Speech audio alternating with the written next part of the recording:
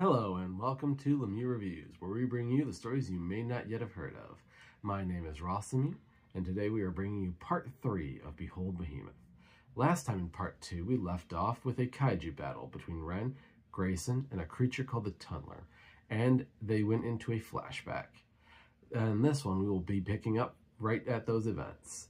So without further ado, let's dive in. Part 3 of Behold Behemoth is produced by Boom Studios, created by Tate Bromwell and Nick Robles, and is the official halfway point in the series, whose cover reflects the mystery set up by the story. We open on a very large man sitting at a desk far too small for himself, surrounded by his family's effects. The area is heavily dominated by items connected to children and his life. He is brought down to the Situation Room, where he is filled in on the unfolding events, a nearby demon that they are trying to dissuade from coming towards the city before it can cause any damage. But it sees them all the same and barrels towards the populated area. A catastrophic crashing shakes them from their feet as the Class A monstrosity known as a Tunneler finds the city. He orders all weapons activated, and the next moment the behemoth pops up on the screen. They open fire on both, and for a moment we are thrown back in time with Kavita pointing a gun at Grayson. She asks him about locations he has never heard of, under the assumption that he is the behemoth, only to come to the realization that the child is really the behemoth, to her shock and horror. Snapping back to the present times, the Tunneler and the behemoth face off. A large section of the city lays destroyed around them. The city's weaponry whirs to life around them. The weapons pointing at both Behemoth and Tunneler open fire, scoring hits on both their targets, earning a rebuke from Grayson. Taking damage along with the Tunneler, the Behemoth rips a building up from its foundation and throws it at one of the launchers. Grayson stands, lost in his own thoughts.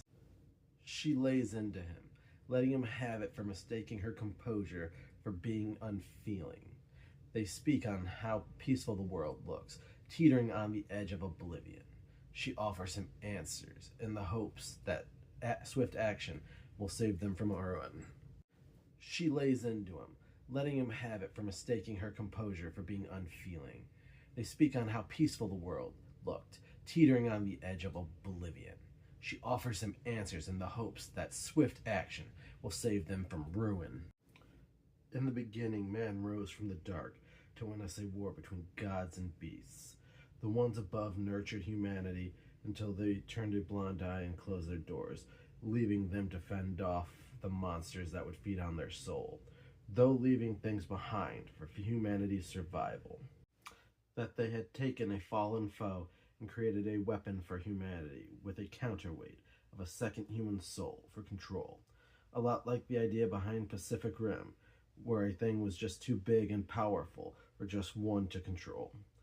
And the last gift was mankind's ignorance to what goes on in the world around them, and if one of the pair dies, it moves on to the next, too. Grayson tries to selfishly argue with Ren, to run and leave the people of the city and the military to their fates, reminding her of their personal mission and the goals they have, like returning to normal after finding the hidden place. Ren refuses and charges back into battle. Remembering that they are supposed to be guardians, they charge into the fight as the Tunneler rips into the command center. The three collide once more, the behemoth pushing back at the worm, Gray attacking its body with his staff, all while both are still being shelled by the military. That they had taken a fallen foe and created a weapon for humanity with a counterweight of a second human soul for control.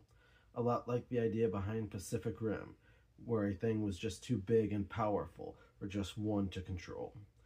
And the last gift was mankind's ignorance to what goes on in the world around them, and if one of the pair dies, it moves on to the next, too. The three collide once more, the behemoth pushing back at the worm, Gray attacking its body with his staff, all while both are still being shelled by the military.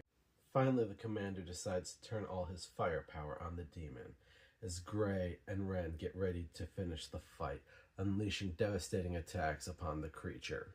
A blinding light appears, finally putting an end to the fight with the tunneler, it laying slain and Ren reverting back to her natural form, showing to the military that the monster they feared is just a little girl, but the commander still under the impression and inclination that they must capture the pair, though they have already made a run for it.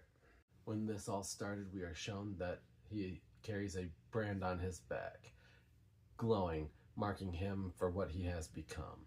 He walks out and confronts Kavita on how she could possibly know so much about what is going on with him and Ren, and she shows him that she too was marked, only hers no longer glows, because her and Liam were both Behemoth and Shepherd, only he died passing it on to them.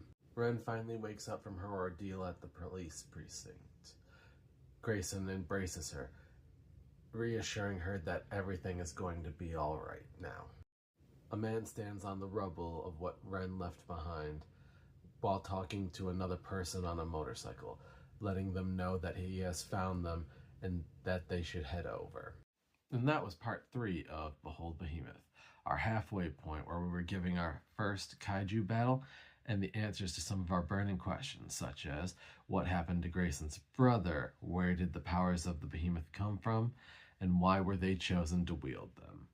The art in this issue was spectacular, with colors splashed across the pages in an awe-inspiring manner. And we were given one more question. Who were the last 2 people in the last panels in this issue? Join us to find out in the coming issues. As always, my name is Rossemu. This has been Lemieux Reviews. Please like, share, subscribe, and let us know what you thought down in the comments down below. We hope to see you again next week. Hope you all join us then.